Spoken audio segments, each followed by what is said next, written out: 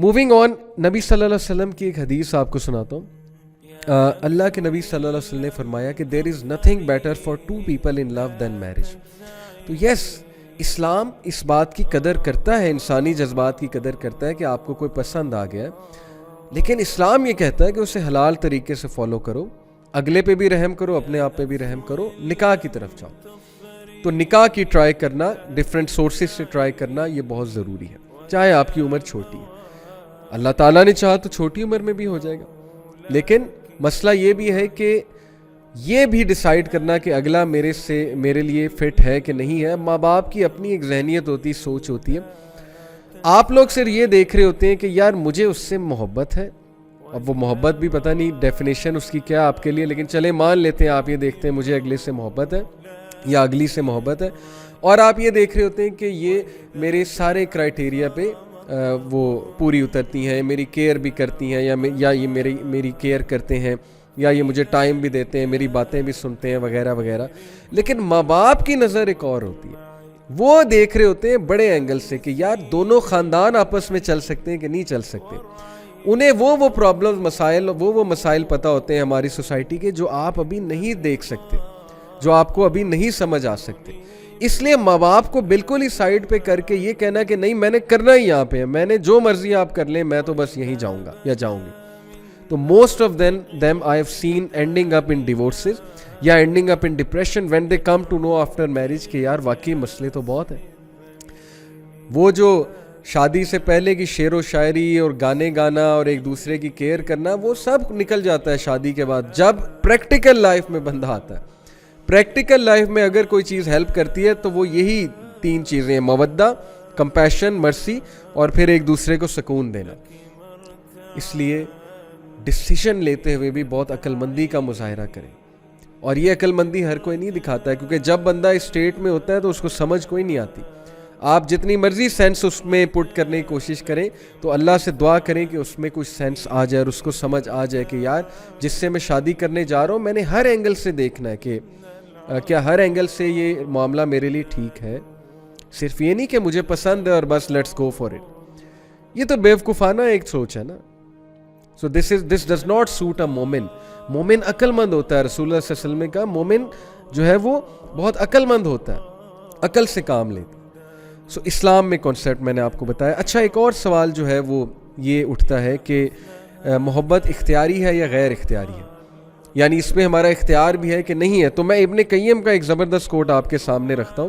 ابن قیم نے بہت کام کیا ہے عشق پہ، لو پہ، محبت پہ. ان کی جو کتاب ہے دعائے شافی، it is all about these matters. دل کے جو معاملات ہیں، کوئی پسند آ جائے، کسی کو عشق ہو جائے وغیرہ وغیرہ. تو میں آپ کو ان کا ایک کوٹ سناتا ہوں. The steps that lead to infatuation are under one's control. پہلے ہی سینٹینس میں بات ختم. وہ چیز جو انفیٹویشن کی طرف لیڈ کرتی ہے وہ آپ کے اختیار میں ہے. کیسے؟ And what is required is to avoid them. آپ ان کو اوائڈ کریں. کیسے؟ looking, harboring thoughts and exposing oneself to circumstances in which one may fall in love are all voluntary matters. اختیاری ہیں. کیسے؟ آپ کا دیکھنا اختیاری ہے، آپ کا سوچنا اختیاری ہے، آپ کا ان محفلوں میں، ان سرکمسٹانسز میں اپنے آپ کو انوالو کرنا، ایکسپوز کرنا اختیاری ہے، جس سے یہ چیز سپیڈ پکڑے گی، جس سے یہ چیز جان پکڑے گی. کیسے؟ آپ کی نظر کسی پہ پڑی، آپ کو بہت پسند آئے یا آئیں. نبی صلی اللہ علیہ وسلم نے ایک صحابی، بہت خوبصورت صحابی تھا، I think his name was Fuzail, may be مجھے ابھی یاد نہیں آ رہا، میری جو میموری ہے اس کے مطابق یہ نام تھا. تو وہ نبی صلی اللہ علیہ وسلم کے ساتھ کیمل پہ بیٹھے ہوئے تھے. He was extremely handsome.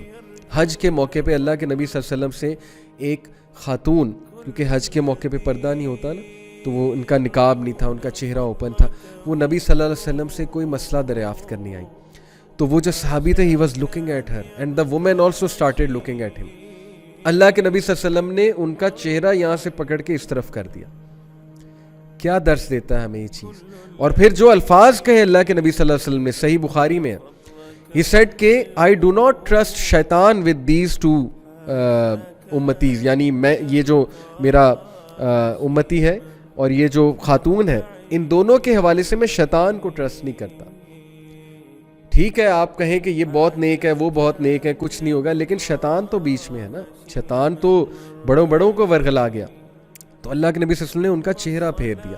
ثابت یہ ہوا کہ ایسی جگہوں پہ جانا جہاں you are bound to fall into this thing, cafes میں جانا, وہاں جا کے بیٹھنا, تیار ہو کے جانا, اپنے آپ کو فتنے میں ایکسپوز کرنا, اٹینشن سیک کرنا, جان بوجھ کے کہ مجھے اگلا دیکھے, ذرا نظریں ملیں, ذرا وہ فیلنگ آئے نا, بالی ووڈ موویز کی فیلنگ آئے, ذرا مزہ آئے اور سین کریٹ ہو. تو جان بوجھ کے یہ حرکتیں کرنا, ایسے گانے سننا جو آپ کو پیار اور سو کالڈ عشق اور محبت کی طرف لے کر جائیں, تو یہ سب اختیاری ہے, لیکن آپ کر رہے ہیں. اور پھر جب آپ اس طرف چلے جاتے ہیں تب انسان کہتا ہے یہ تو غیر اختیاری تھا, میرے تو اختیار میں ہی نہیں تھا.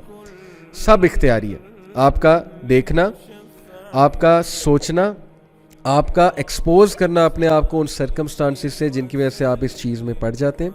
تو ابن قیم کہتے ہیں کہ but once one takes those steps then what results from what is that is something that a person has no control over. ایک بار پھنس گئے تو پھر جو چیز آپ پہ آئے گی اس میں پھر اس کے اوپر کنٹرول آپ کے لیے بہت مشکل ہے. پھر آپ یہ کہیں گے کہ لو جی اب تو یہ میرے اختیار میں نہیں. تو اس لیے please take care of your gaze, starting from gaze, lower your gaze. Number 2, کوئی ویسے پسند آ جاتا ہے, اس کے بارے میں زیادہ سوچیں نہ, اس کی باتوں پہ زیادہ نہ سوچیں. اگر وہ آپ کے لیے فتنہ, اس کو دیکھنا چھوڑ دیں, سیدھی سی بات ہے. اس کے ساتھ انٹریکشن چھوڑ دیں, اس کی محفل میں جانا چھوڑ دیں. اگر کوئی بہت ہی بڑی مجبوری ہے کہ اس نے آپ کے سامنے آنا ہی آنا, پھر اللہ تعالیٰ سے دعا کریں کہ اے اللہ میرے دل سے وہ چیز نکال دے اگر یہ چیز میرے لیے نقصان دے. دعا کریں اللہ تعالیٰ سے. لیکن اگر یہ چیز فائدے مند ہے تو اے اللہ مجھے جلد یہ چیز میرے نصیب میں لکھ دے, ادروائز اے اللہ مجھے اس ڈیزیز سے چھٹکارا دے دے. دعا کریں, لیکن تھاٹس کو بلڈ نہ کریں, زیادہ سوچیں نہ, ان کے بارے میں نہ سوچیں, اور پھر ان سرکمسٹانسز میں اپنے آپ کو نہ ڈالیں کہ آپ لوگ سلپ ہو جائیں. تو یہ سب اختیار میں ہے بردرز اینڈ سسٹرز. ہم کیوں جان بوجھ کے اپنے آپ کو ان چیزوں میں ڈالتے ہیں؟ کیونکہ ہمیں بالی ووڈ موویز نے میسیج یہ دے دیا ہے کہ عشق جو ہے وہ زندگی کا مقصد ہے. جب تک تم عشق نہیں کرو گے, کسی سے محبت نہیں کرو گے, جب تک جو ہے تمہاری زندگی میں کوئی لڑکی نہیں ہوگی بیفور میرج, تب تک نہ تو تم کول ہو, نہ تمہیں سوسائٹی ایکسیپٹ کرے گی, اور نہ ہی تم جو ہے وہ اس انسانیت کی ڈیفینیشن پہ پورے اترتے ہو. دین کی بات پھیلانا صدقہ جاریہ ہے. ثواب کی نیت سے ویڈیو کو شیئر ضرور کیجیے. جزاک اللہ.